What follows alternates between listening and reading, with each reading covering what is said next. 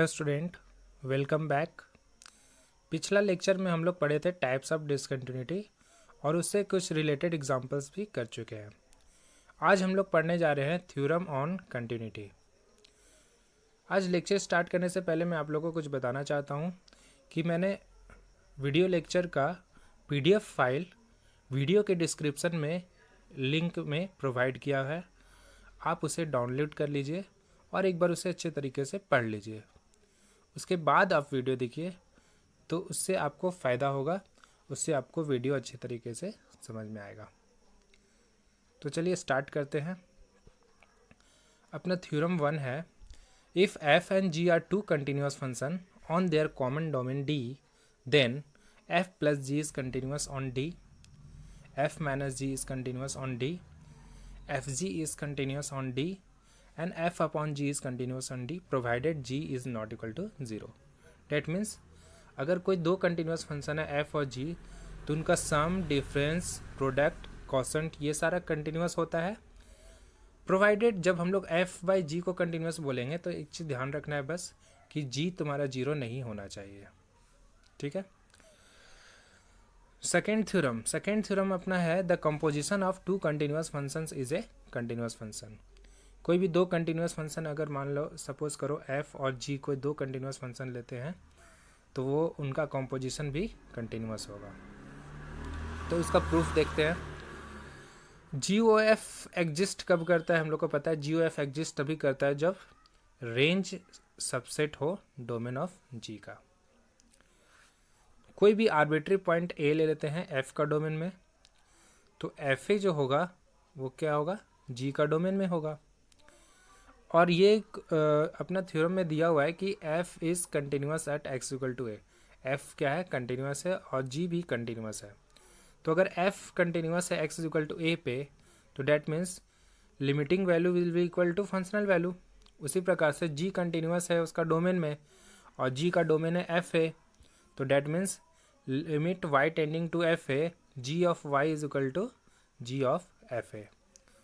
अभी अगर हम लोग y को fx से रिप्लेस कर दे तो ये अपना आ जाएगा limit x tending to a g of fx is equal to g of fa, और g ऑफ fx को हम लोग GOF लिख सकते हैं। तो यहाँ से हम लोग को दिख रहा है साफ साफ कि लिमिटिंग वैल्यू क्या आ गया?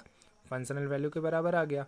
That means GOF is continuous at x is equal to a। कुछ थ्योरम्स है जैसे कि कांस्टेंट फंक्शन जो होता है वो हमेशा कंटिन्यूस होता है, f(x) is equal to c। ये सब का प्रूफ बहुत इजी है, आप लोग खुद से कर सकते हैं। कांस्टेंट फंक्शन हो गया या फिर आइडेंटिटी फंक्शन हो गया या पॉलिनोमियल फंक्शन हो गया, ये सारा क्या होता है? एवरीवेयर कंटिन्यूस, मतलब हर जगह कंटिन्यूस होता है। सिमिलरली मॉडुलस फंक्शन भी कंटिन्यूस होता है एवरीवेयर, एक्सपोनेंशियल फंक्शन भी एवरीवेयर कंटिन्यूस होता है, साइन फंक्शन, कोसाइन फंक्शन ये एवरीवेयर कंटिन्यूस होता है। हाँ, लेकिन ध्यान रखिए टैन फंक्शन, कॉट फंक्शन, सेक फंक्शन और कॉसेक फंक्शन जो होता है वो अपना डोमेन में कंटिन्यूस होता है। अपना डोमेन में कहने का मतलब जैसे टैन फंक्शन है, तो टैन फंक्शन हम लोग को पता है π/2 पे इन्फिनिटी होता है। तो अगर हम लोग ओपन इंटरवल 0 से π/2 लेंगे तो उसमें वो एवरीवेयर कंटिन्यूस हो जाएगा। तो टैन, कॉट, सेक या कॉसेक के लिए अगर हम लोग बात करें तो अपना वो डोमेन में कंटिन्यूस होगा। देखिए कुछ एग्जांपल्स थ्योरम का एप्लीकेशन है, कुछ एग्जांपल्स है। जैसे फर्स्ट एग्जांपल है अपना f(x) इज इक्वल टू, जब x 4 नहीं है तो है अपना mod of x minus 4 upon x minus 4, और जब x इज इक्वल टू 4 है तो अपना ये है 0। हम लोग को क्या करना है? So that f is everywhere continuous except at x is equal to 4, मतलब x इज इक्वल टू 4 के अलावा हर जगह कंटिन्यूस होगा, ये प्रूफ करना है। तो कुछ नहीं करना है, देखिए सिंपल हम लोग क्या करते हैं, ये जो डिफिनेशन है x is not equal to 4 इसको ब्रेक करते हैं, मतलब इसको दो पार्ट में ब्रेक कर देते हैं, when x is less than 4 and when x is greater than 4। अब जाहिर सी बात है जब x 4 से छोटा होगा तो ये मॉड ऑफ x माइनस 4 होगा वो माइनस ऑफ x माइनस 4 के साथ ओपन होगा और x माइनस 4 कैंसिल आउट होके -1 आएगा। सिमिलरली जब x ग्रेटर देन 4 होगा तो मॉड जो होगा पॉजिटिव साइन के साथ खुलेगा, तो वहाँ से अपना आ जाएगा 1। और x इक्वल टू 4 पे तो 0 दिया हुआ है। तो हम लोग को क्या दिख रहा है कि जब x लेस देन 4 है तो f(x) क्या आ रहा है, -1। -1 क्या है, कांस्टेंट फंक्शन। और हम लोग पहले ही पढ़ चुके हैं कि कांस्टेंट फंक्शन क्या होता है, एवरीवेयर कंटिन्यूस होता है। सिमिलरली जब x ग्रेटर देन 4 है तो आ रहा है f(x) अपना है 1। और ये भी कांस्टेंट फंक्शन है, तो मतलब x ग्रेटर देन 4 के लिए भी एवरीवेयर कंटिन्यूस हो जाएगा। बस बचा क्या, x इज इक्वल टू 4। तो x इक्वल टू 4 पे हम लोग left hand limit right hand limit आराम से निकाल सकते हैं। लेफ्ट हैंड लिमिट निकालेंगे तो -1 आएगा और राइट हैंड लिमिट अपना क्या आएगा, 1। तो साफ दिख रहा है कि x इक्वल टू 4 पे लिमिट एग्जिस्ट नहीं कर रहा है, तो that means x equal to 4 पे कंटिन्यूस नहीं होगा। और इसके अलावा x इक्वल टू 4 के अलावा वो एवरीवेयर कंटिन्यूस है। एक और एग्जांपल देखिए, so that f(x) equal to mod of 1 - x plus mod x is everywhere continuous. हम लोग को दिखाना है ये एवरीवेयर कंटिन्यूस है। तो हम लोग यहाँ पर लेफ्ट हैंड लिमिट और राइट हैंड लिमिट नहीं निकाल लेंगे, हम लोग थ्योरम का यूज करने जा रहे हैं। किस प्रकार से थ्योरम का यूज करेंगे, देखिए हम लोग दो फंक्शन कंसिडर किए हैं, जी एक्स से अपना 1 - x plus mod of x और h(x) से अपना मॉड ऑफ x। अगर हम लोग कॉम्पोजिट फंक्शन ले लेते हैं h और g, तो h of g composite function लेंगे तो ये अपना f(x) के बराबर आ जाएगा।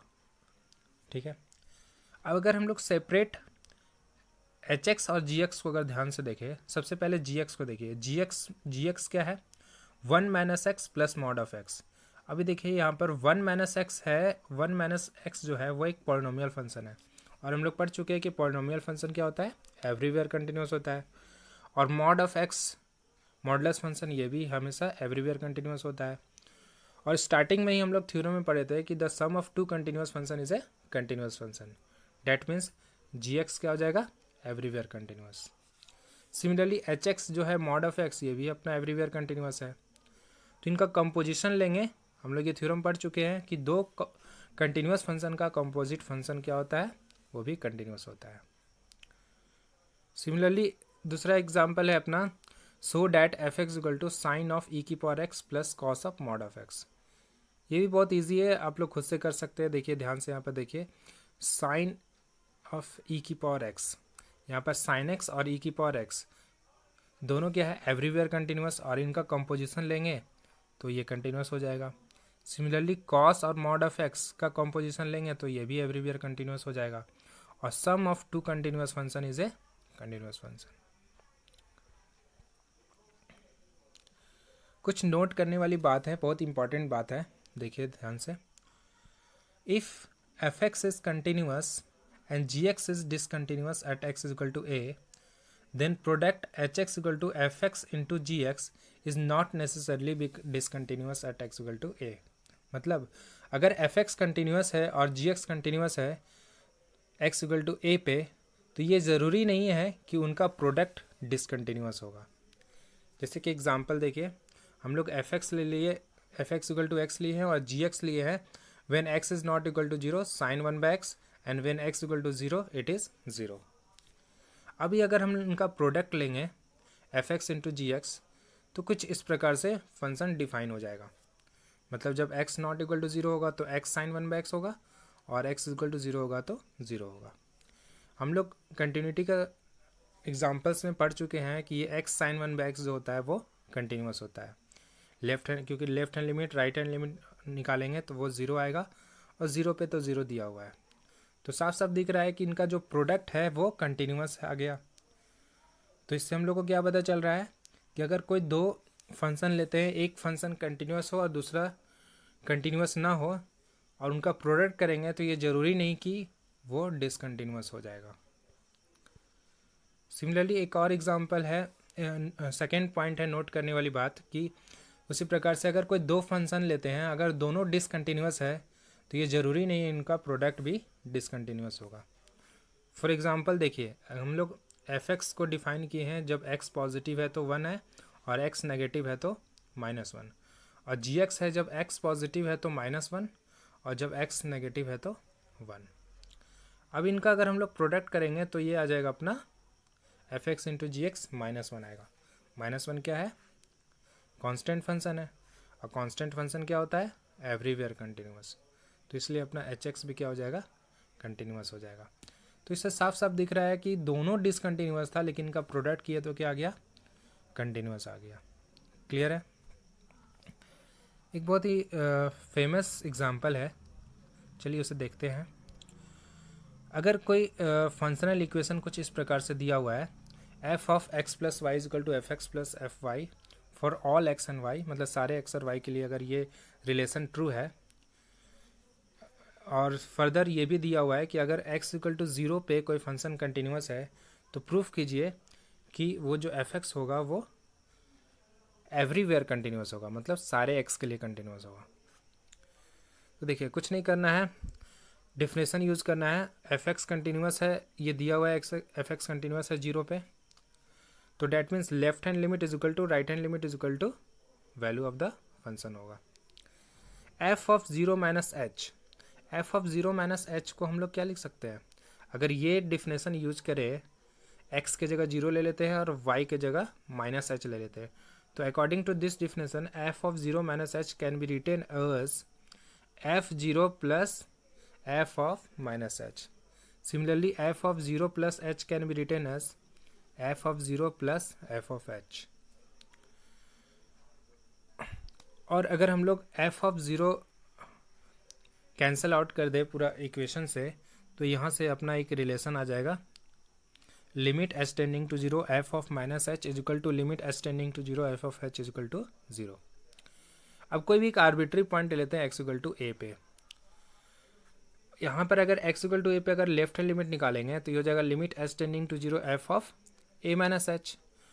इसको फिर से अगर ये डिफिनेशन यूज करें, एफ ऑफ x, ये डिफिनेशन अगर हम लोग यूज करें तो इस डिफिनेशन के अकॉर्डिंग लिख सकते हैं limit H tending to 0 F A plus F of -h। और यहाँ पर ध्यान से देखिए एफ ऑफ -h 0 हम लोग प्रूफ कर चुके हैं, तो ये क्या आ जाएगा? F A plus 0।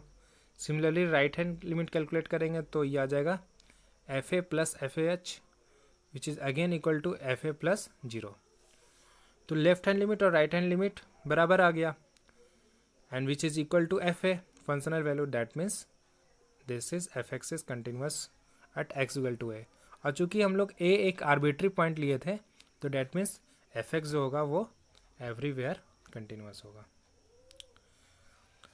चलिए लास्ट टॉपिक बच रहा है कंटिन्यूटी का, वो है इंटरमीडिएट वैल्यू थ्योरम।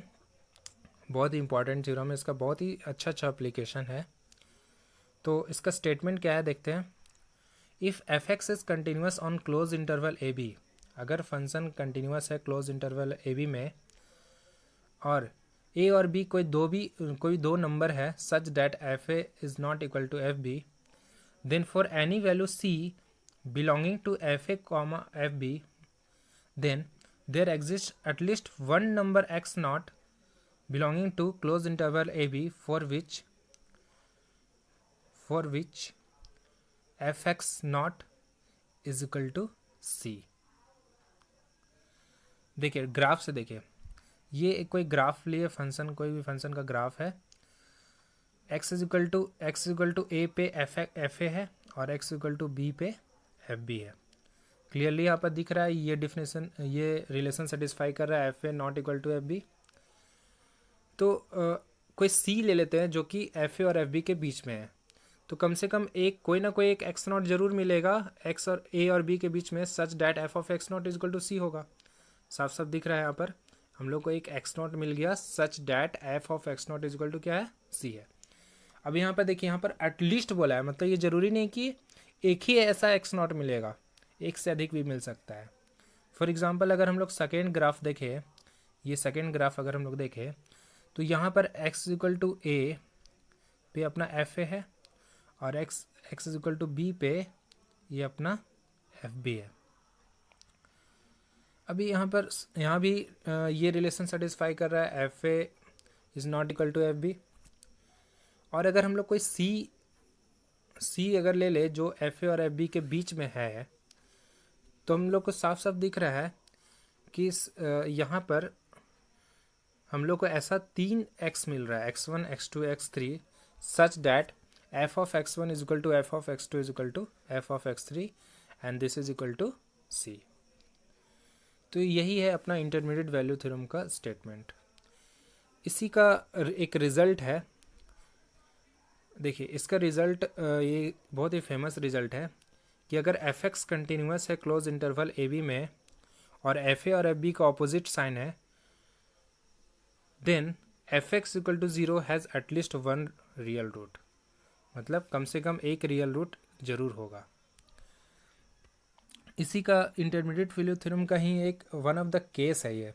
बस करना क्या है, यहाँ पर सी के जगह हम लोग क्या किए, 0 ले लिए हैं और कुछ नहीं। देखिए यहाँ पर ध्यान से देखिए, यहाँ पर x इक्वल टू ए पे क्या आ रहा है, एफ ए आ रहा है, और x इक्वल टू बी पे एफ बी आ रहा है। एफ ए का साइन नेगेटिव है और एफ बी का साइन पॉजिटिव है, तो अपोजिट साइन का है। तो इसका मतलब ये जो ग्राफ होगा वो x एक्सिस को कम से कम एक बार जरूर कट करेगा और वही उसका ये रूट हो जाएगा। सेकेंड ग्राफ में भी देख सकते हैं आप, सेकेंड ग्राफ में x इक्वल टू ए पे एफ ए है और x इक्वल टू बी पे एफ बी है। यहाँ पर भी एफ ए और एफ बी का अपोजिट साइन है और यहाँ पर हम लोग को दिख रहा है कि ये जो ग्राफ है वो एक्स एक्सिस को कितना बार कट कर रहा है, 3 बार, x1 x2 और x3। तो मतलब एफ ए और एफ बी का अगर अपोजिट साइन है then there exist at least one, मतलब कम से कम एक रूट जरूर मिलेगा। यहाँ पर कितने रूट मिल रहा है, 3 रूट। तो इस तरह यहाँ पर हम लोग का कंटिन्यूटी चैप्टर कंप्लीट हो गया है। मैं आप लोग को डीपीपी प्रोवाइड कर रहा हूँ, लिंक में मिल जाएगा, आप इसे सॉल्व कीजिए और अच्छी तरीके से बनाइए। नेक्स्ट लेक्चर में हम लोग डिफरेंशिएबिलिटी स्टार्ट करेंगे। Thank you.